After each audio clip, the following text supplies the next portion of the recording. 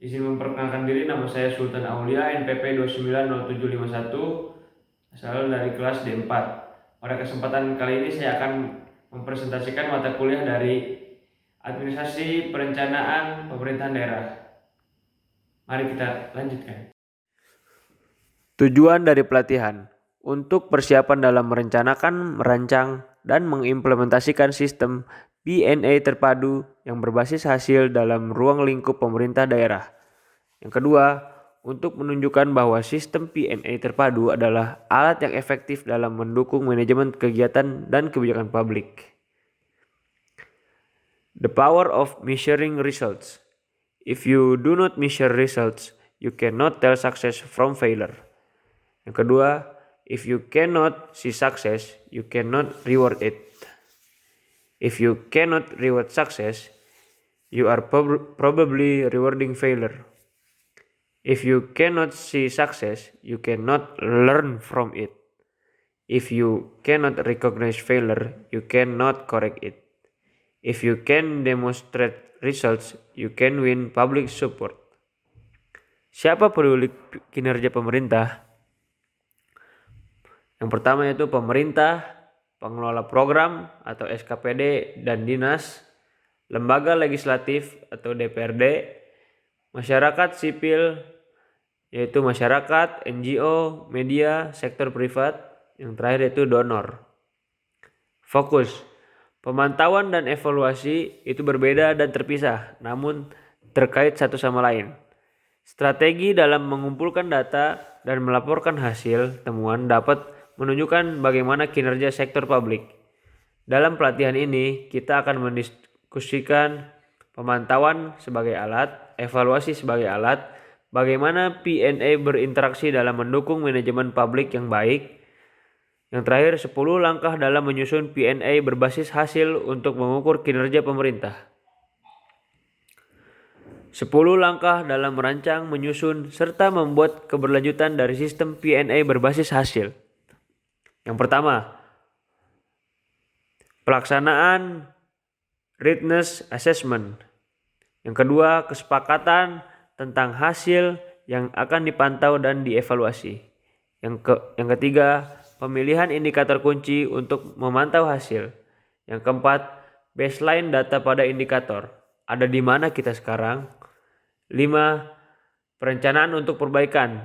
Pemilihan target hasil. Yang keenam, pemantauan hasil. Yang ketujuh, pelaksanaan evaluasi. Yang kedelapan, pelaporan dari hasil penemuan Anda. Yang kesembilan, penggunaan hasil temuan PNA. Yang kesepuluh, keberlanjutan dari sistem PNI terpadu.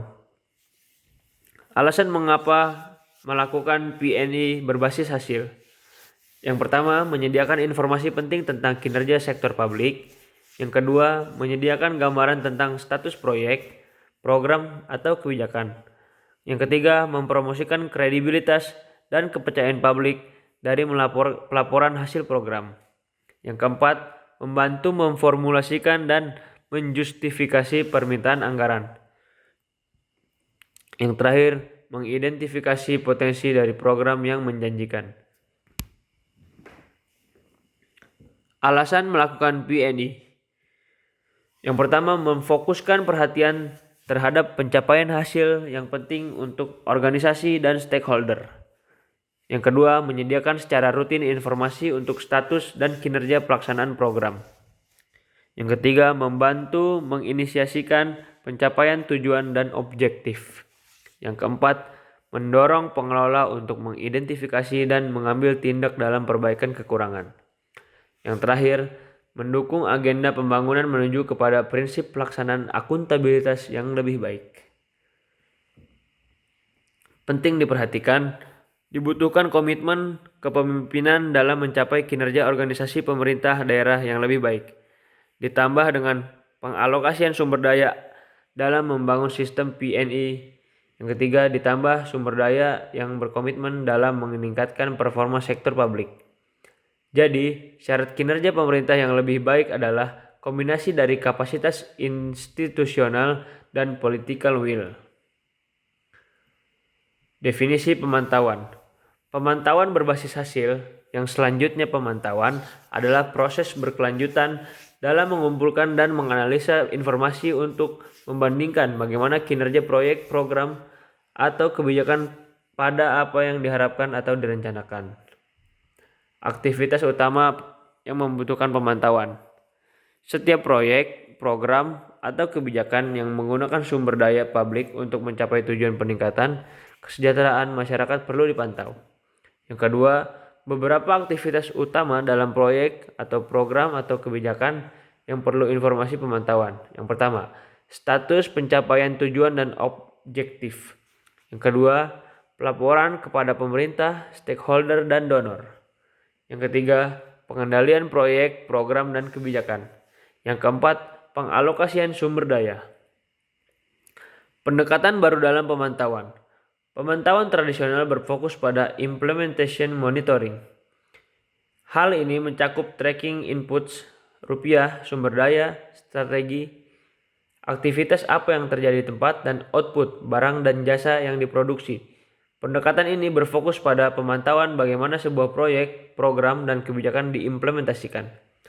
Biasanya digunakan untuk menilai kepatuhan terhadap rencana kerja dan anggaran. Pemantauan berbasis hasil mencakup pengumpulan informasi bagaimana kinerja pemerintah yang efektif. Yang terakhir, pemantauan berbasis hasil menunjukkan jika proyek, program, atau kebijakan mencapai tujuannya. Pemantauan berbasis hasil. Hasil. Goal impacts outcomes. Peningkatan kesejahteraan masyarakat jangka panjang.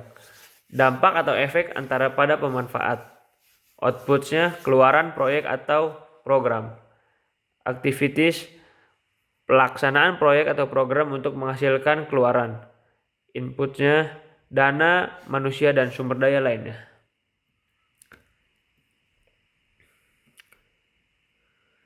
Contoh dari pemantauan hasil proyek, program, kebijakan.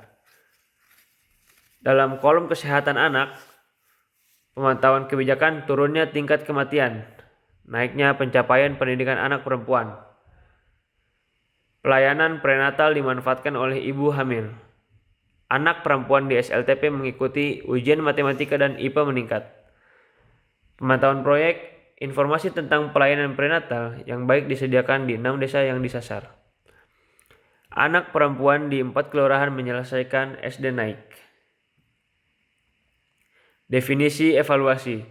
Evaluasi berbasis hasil, penilaian dari kegiatan yang telah direncanakan, sedang berlangsung, atau telah dilaksanakan untuk menilai relevansi, efisiensi, efektivitas, dampak, dan keberlangsungan. Tujuan mendapatkan lesson learned ke dalam proses pengambilan keputusan. Cakupan evaluasi. Why question, how question, compliance atau accountability question, proses atau implementation question. Merancang evaluasi yang baik. Contoh evaluasi proyek, program, kebijakan. Penyediaan air minum. Membandingkan model-model untuk penyediaan layanan air minum. Membandingkan strategi untuk pengembangan lokasi tempat tinggal di daerah baru. Menilai pengelolaan fiskal pemerintah daerah. Mengkaji seberapa jauh daerah baru dapat memberikan kesejahteraan yang sama. Menilai peningkatan retribusi air di 2 kabupaten. Mengkaji praktik pertanian petani di daerah baru. Peran komplementer pemantauan dan evaluasi. Monitoring. Menjelaskan tujuan program, meningkatkan aktivitas dan sumber daya dengan tujuan menurunkan tujuan menjadi kinerja, pelaksanaan, dan target. Secara reguler mengumpulkan data dari indikator tersebut, membandingkan hasil dan target, melaporkan kemajuan dan masalah pada pengelola program. Evaluasinya menganalisa mengapa hasil bisa dicapai atau tidak bisa dicapai, menilai efektivitas dari masing-masing aktivitas terhadap program, mengkaji proses pelaksanaan, mengeksplorasi potensi dampak sampingan, menyediakan informasi pembelajaran capaian, dan menjelaskan terkait serta menawarkan rekomendasi. Kesimpulan, VNI sering dilihat sebagai 2 hal yang terpisah, padahal memiliki fungsi yang saling berkaitan. Masing-masing memiliki jenis informasi kinerja yang berbeda, namun saling melengkapi untuk memberikan gambaran yang utuh tentang kinerja dan capaian program. PNI keduanya dibutuhkan agar dapat mengatur implementasi kebijakan program dan proyek dengan lebih baik. Pengimplementasian sistem PNI dapat menguatkan manajemen sektor publik. Yang terakhir, pengimplementasian sistem PNI membutuhkan komitmen dari pemimpin dan stafnya. Sekian presentasi dari saya. Apabila ada kekurangan mohon dimaafkan. Terima kasih. Wassalamualaikum warahmatullahi wabarakatuh.